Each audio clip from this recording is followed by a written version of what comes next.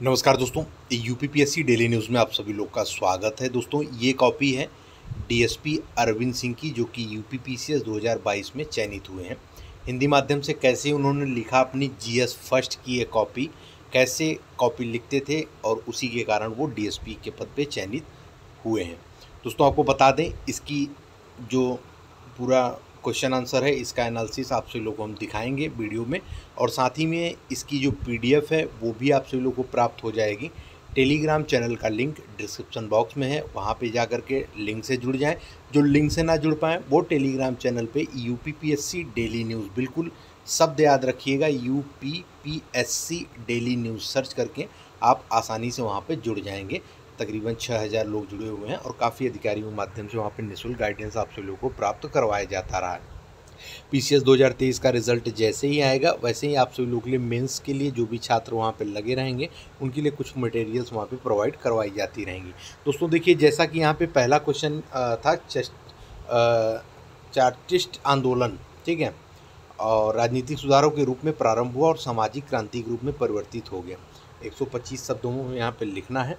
सबसे पहले यहाँ पे देखिए, यहाँ पे गुड इंट्रो के यहाँ पे इनको दिया गया है। क्यों? क्योंकि इन्होंने लिखा 19वीं सदी में पूर्वार्ध में मजदूरों के हितों में चलाया गया आंदोलन को चार्टिस्ट आंदोलन कहा जाता है, ठीक है। आंदोलन शुरुआत के कारण इन्होंने सबसे पहले क्या किया, यहाँ पे एक डायग्राम बनाया, चार्ट बना के इंडिकेशन किया काले हेडिंग में, प्लस इसको एरो से इंडिकेट किया, और ये पूरा यहाँ पे लिखा है इन्होंने, औद्योगिक क्रांति के बाद नवीन उद्योगों की स्थापना, मजदूरों की स्थिति अच्छी नहीं थी, और यहाँ पे दर्शाया इन्होंने समाज में सामाजिक आर्थिक विषमता व्याप्त थी, राजनीतिक अधिकार सीमित थे। फिर यहाँ पे इन्होंने औद्योगिक क्रांति के बाद नवीन उद्योगों की स्थापना के लिए एक लाइन और जोड़ा, मजदूरों को कार्य की दशाएं, कार्य के घंटे, वेतन आदि की समस्या उत्पन्न हुई, ठीक है। यहाँ पे जो एनालिसिस किया गया, संरचनात्मक का अच्छा प्रयोग है, ठीक है।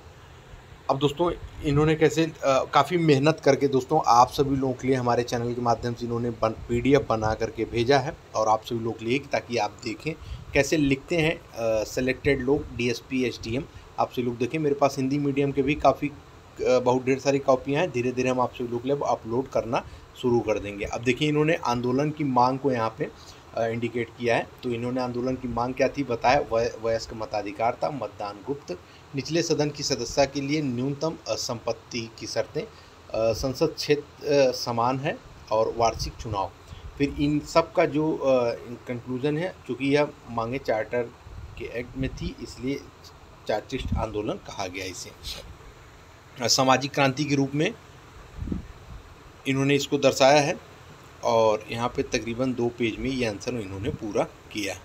नेक्स्ट क्वेश्चन इनका था कि हड़प्पाकालीन संस्कृति आज के भारत में भी जारी है, टिप्पणी करना है। तो इन्होंने कैसे सबसे पहले लिखा, और यहाँ पे देखिए इनको इंडिकेशन दिया गया, मैपिंग का उचित प्रयोग किया गया, जो कि सराहनीय प्रयोग है, इसको जारी रखने के लिए भी कहा गया है। अब देखिए, सबसे पहले मैप में इन्होंने दिखाया कि हड़प्पा संस्कृति थी कहाँ पे, और इसको पूरा अंडरलाइन किया, और साथ ही में यहाँ पे जैसे लिखा कि 2350 ईस्वी पूर्व में उत्तर पश्चिम क्षेत्रों में हड़प्पाकालीन संस्कृति विकसित विकास हुआ था, जिसकी कुछ विशेषताएं वर्तमान में देखी जाती हैं। हड़प्पा संस्कृति की विशेषताएं इन्होंने बताया, पहले एक डायग्राम बनाया, फिर यहाँ पे क्रम वाइज, नंबर वाइज करके 1 2 3 4 करके पूरा यहाँ पे इन्होंने लिखा है। जैसे मातृ देवी की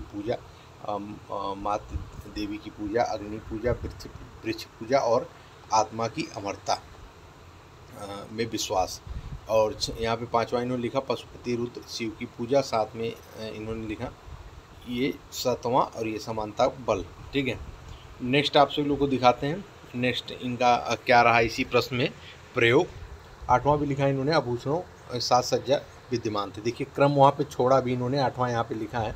और वर्तमान में हड़प्पा संस्कृति की विशेषताएं भी इन्होंने जो है, जैसे ऊपर एकदम चार्ट बढ़िया बना करके इसको दिखाया है कि अग्नि पूजा और लोकवादी संस्कृति, सौंदर्यता, आभूषण आदि पर बल, ठीक है। इसको अच्छे से इन्होंने यहाँ पे बताया है। और नेक्स्ट क्वेश्चन हम लोग देखते हैं। नेक्स्ट अब क्वेश्चन आ गया, इन्होंने कैसे लिखा, देखते चलिए कि किसी भी चीज़ का जो प्रश्न है, सबसे पहले इंडिकेशन कैसे कैसे करते हैं। डलहौजी की हड़प नीति अनैतिकता, अत्याचार और स्वास्थ्य से परिपूर्ण थी, किंतु स्वार्थ से परिपूर्ण थी, किंतु औपनिवेशिक शासनकाल में उसके सुधार कार्यों को भी भुलाया नहीं जा सकता। कथन का समालोचनात्मक परीक्षण करना है 125 शब्दों में, ठीक है। अब देखिए सबसे पहले इन्होंने क्या लिखा है। डलहौजी ने शासन के विस्तार हेतु हड़प नीति अपनाए एवं इसी क्रम में कुछ विकास कार्य भी किए, ठीक है। हड़प नीति अपनाए, इसको अंडरलाइन किया, डलहौजी को अंडरलाइन किया। अब हड़प नीति को थोड़ा सा हेडिंग बना करके इन्होंने अंडरलाइन करके हड़प नीति के विषय में 2 चीज़ें लिखी हैं। जिन राज्यों का कोई पैतृक वारिस नहीं होता था उसका शासन अंग्रेज अपने हाथ में ले लेते थे। गोद लेने का अधिकार अंग्रेजों के अधीन था और इसका कारण भी इन्होंने बताया। कारण में 4 चीज़ें बताई हैं, जैसे औद्योगिक क्रांति, बाजार की आवश्यकता थी, अधिक लाभ कमाने की इच्छा और साम्राज्य विस्तार। अब देखिए यहाँ पे सबसे पहले इन्होंने कितना बढ़िया बनाया है। हड़प नीति के शिकार जो राज्य थे उसको यहाँ पे इन्होंने बताया, उदयपुर, झांसी, सतारा, नागपुर, बाघाट और जैतपुर। यहाँ पे इसको यहाँ बताया अच्छी चीज़ों को, छोटे से ही डायग्राम में सारी चीज़ें क्लियर कर दी। और डलहौजी के सुधार कार्य भी इन्होंने बताया। सुधार कार्य के लिए उन्होंने लिखा था वहाँ पे, सुधार कार्य को एक एरो करके यहाँ पे बताया है क्या क्या सुधार कार्य उसने किए हैं, और साथ ही में कुछ जो पॉइंट बचता है इसको यहाँ पे इन्होंने लिखा। अब नेक्स्ट क्वेश्चन हम इनका देखते हैं दोस्तों। 125 शब्द में लिखना रहता है, ऐसा नहीं है कि आप बहुत ज़्यादा लिखेंगे। अपने हिसाब से विवेक से जो महत्वपूर्ण चीज़ें बताई, प्रश्न किया जा रहा, प्रश्न को सबसे पहले आप सभी लोग को विशेष तौर पे ध्यान देना होता है। जैसे भारत में राष्ट्रवाद अपने प्रारंभ से ही आर्थिक रूप से लिए हुआ था। टिप्पणी करना है क्या है, भारत में राष्ट्रवाद अपने प्रारंभ से ही आर्थिक रूप से लिए हुआ था। अगर आपको हिंदी में थोड़ा नहीं समझ में आ रहा, थोड़ा इंग्लिश भी नीचे यहाँ दिया रहता है, इसको भी देख सकते हैं। अब देखिए आरंभ की बात हो रही है, ठीक है, प्रारंभ की बात हो रही है। अब हम देखते हैं इसमें सबसे पहले छोटा सा इंट्रो दिया इन्होंने। आरंभ में राष्ट्रवादियों ने ब्रिटिश सरकार के आर्थिक नीतियों की आलोचना के क्रम में राष्ट्रवाद की शुरुआत की। एक चीज़ ये निचोड़ हो गया पूरा सारी चीज़ों का। अब इसमें देखते हैं आरंभ में राष्ट्रवाद आर्थिक स्वरूप क्या रहा है, ठीक है। देखिए जब भी आप कुछ लिखें और जो भी प्रश्न आ रहे हैं आपके, अगर आपको वो प्रश्न आ रहा है लेकिन आपको समझ में नहीं आ रहा, आपको उसके अंदर की चीज़ें भी बहुत अच्छे से आ रही हैं लेकिन आपको समझ नहीं आ रहा कि वो लिखना कैसे है, करना कैसे है, तो आप एक चीज़ जान के चलिए कि जो प्रश्न है उसका जो भी आंसर आपको 2 पेज 4 पेज में पता है, उसका निचोड़ 3-4 लाइन में सबसे पहले ऊपर लिख दीजिए। फिर उसके बाद उस प्रश्न की विशेषता के विषय में क्या चीज़ें पूछी जा रही हैं उसको काले रंग से हेडिंग में करिए, चाहे उसको बॉक्स में करिए, चाहे गोला करिए, जैसे भी करके एरो बना के उसकी विशेषताओं या चीज़ों को एरो बना करके लिख दीजिए, चाहे क्रम बना के लिखिए। अगर कुछ ऐसे प्रश्न है जिसमें डायग्राम की ज़रूरत पड़ रही है, भारत के नक्शे की ज़रूरत पड़ी, तो बनाना सीख जाएं और वहाँ पे उस चीज़ को इंडिकेट कर दें। ज़रूरी नहीं कि एग्जैक्ट उसी जगह आप करना है, बस दिखाया जाता है कि ये चीज़ें यहीं पे हैं। वहाँ पे जा करके आप सभी लोग उसको एरो से दिखा करके उसके विषय में चीज़ें लिख सकते हैं। ये चीज़ें और भी बढ़िया हो सकती हैं। फिर उसके बाद इतना लिखने के बाद फिर जो मेन चीज़ नीचे से निकल के आए 3-4 लाइन में, उसको भी आप सभी लोग इंक्लूड कर देंगे, ठीक है। चार्ट्स और डायग्राम्स वगैरह ऐसे आपके क्लियर हो जाएंगे। इसको आप और भी अच्छे तरीके से कर सकते हैं अपनी एनालिसिस के अनुसार में, जैसे कुछ भी आर्ट के हिसाब से ही डायग्राम वगैरह बना के, जैसे इन्होंने एरो बना के किया है, एक इस प्रकार से किया है, कुछ इस प्रकार से लोग करते हैं, है ना, इस प्रकार से लोग करते हैं, तो एक ये सारी चीज़ें हो गई। और कुछ लोग जैसे मान लीजिए यहाँ पे यदि मैप बना रहे हैं आप सब भारत का, यदि मैप बना रहे हैं, मान लीजिए यहाँ पे कोई जगह है, इसको इंडिकेट यहाँ पे आपने लिखा, फिर यहाँ से आप एरो बना करके इसको विषय में भी थोड़ा सा लिख सकते हैं। ये भी चीज़ें बहुत अच्छी चीज़ें मानी जाएंगी, ठीक है। अब नेक्स्ट क्वेश्चन इनका देखते हैं, 5वां क्वेश्चन देखते हैं दोस्तों। 5वां है, भारत में लोकतांत्रिक व्यवस्था को पुनर्जीवित करने में आपातकाल मील का पत्थर सिद्ध हुआ है, ठीक है। अब लोकतांत्रिक व्यवस्था को पुनर्जीवित करने में आपातकाल की विशेषता, आपातकाल कब लगा था सबसे पहले तो उसको आप ध्यान दें, और साथ ही में आपातकाल कौन से अनुच्छेद में आता है, ये सारी चीज़ें। तो पूरा निचोड़ लिखा है इन्होंने कि भारत में 1975 में अनुच्छेद 352 के तहत पूरे देश में आपातकाल लागू किया गया, जिसे भारतीय इतिहास पर काला धब्बा कहा जाता है, ठीक है।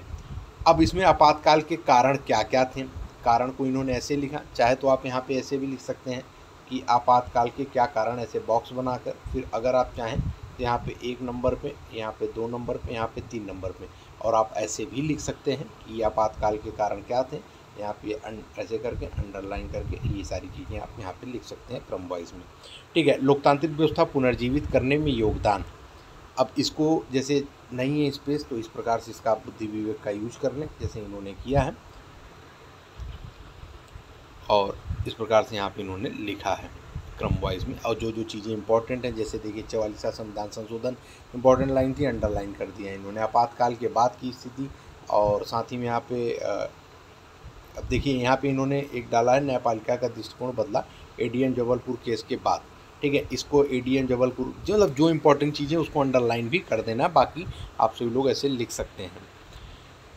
और ये है इनका छठा क्वेश्चन, भारतीय जाति व्यवस्था का प्रमुख अभिलक्षण यह है कि इस व्यवस्था का अंत नहीं हो रहा है, यद्यपि इसे परिवर्तन आवश्यक हो रहा है।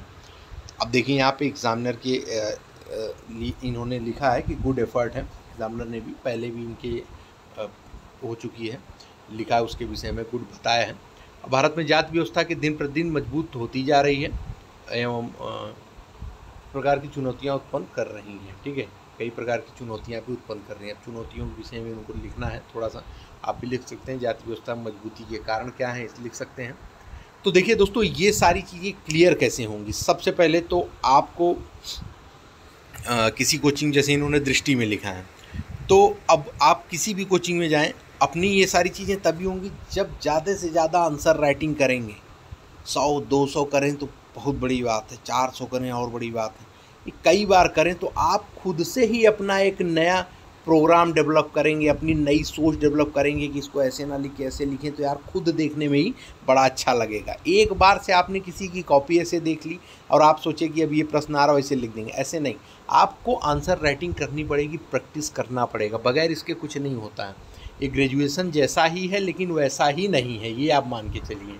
ये काफ़ी लोग जो सोचते हैं उनके कन्फ्यूजन को हम दूर कर दें। ऐसे काफ़ी इन्होंने जो प्रश्न हैं और यहाँ पे इन्होंने लिखा है, सारे प्रश्न को दिखाया है। और ये पीडीएफ आपसे लोगों को बता दें दोस्तों, पीडीएफ आपसे लोगों को प्राप्त हो जाएगा। टेलीग्राम चैनल पे ज्वाइन कर लें, ताकि वहाँ पे ये वीडियो आप सभी लोगों को जैसे ही अपलोड होगी उसके अगले दिन ये आपको पीडीएफ प्राप्त हो जाएगा 101%। ऐसे करके GS second, third and fourth की सारी चीज़ें आपको इनकी प्राप्त करवाएंगे। और भी हिंदी मीडियम और इंग्लिश मीडियम के टॉपर्स की कॉपियाँ बहुत ढेर सारी हैं, वो सारी चीज़ें आप सभी लोगों को यहाँ पर पढ़ा के, बता के, समझा के पीडीएफ भी उपलब्ध करवाएंगे। तो प्रैक्टिस बहुत ज़रूरी है। काफ़ी मेहनत करी है इन्होंने, अपने हाथ से ये सारे फ़ोटो खींच के भेजे हैं, पीडीएफ बना करके भेजा है, दिखाया, बताया भी है। तो दोस्तों, उम्मीद करते हैं वीडियो आप सभी लोगों को अच्छा लगा होगा। वीडियो अच्छा लगे तो लाइक ज़रूर कर दें, जिससे हम आप सभी लोगों के लिए ये सारी चीज़ें आती रहें। जैसे दोस्तों ये 20 नंबर क्वेश्चन यदि आप देखें, उत्तर प्रदेश से संबंधित विभिन्न शिल्पों और उनके आर्थिक योगदान के बारे में चर्चा करना है, 200 शब्दों में है। अब देखिए इन्होंने क्या किया, उत्तर प्रदेश शिल्प एवं हस्तकला की दृष्टि से अत्यंत संपन्न राज्य है, जो राज्य की जीडीपी भी प्रमुखता से योगदान देते हैं। अब उत्तर प्रदेश का पूरा डायग्राम बनाया इन्होंने। ठीक है, इसमें जो भी ज़िले हैं उन ज़िलों को यहाँ पे दर्शा करके उनके विषय में एरो बना करके दिखा दिया है साफ साफ। तो मिलते हैं अगले वीडियो में। धन्यवाद, नमस्कार।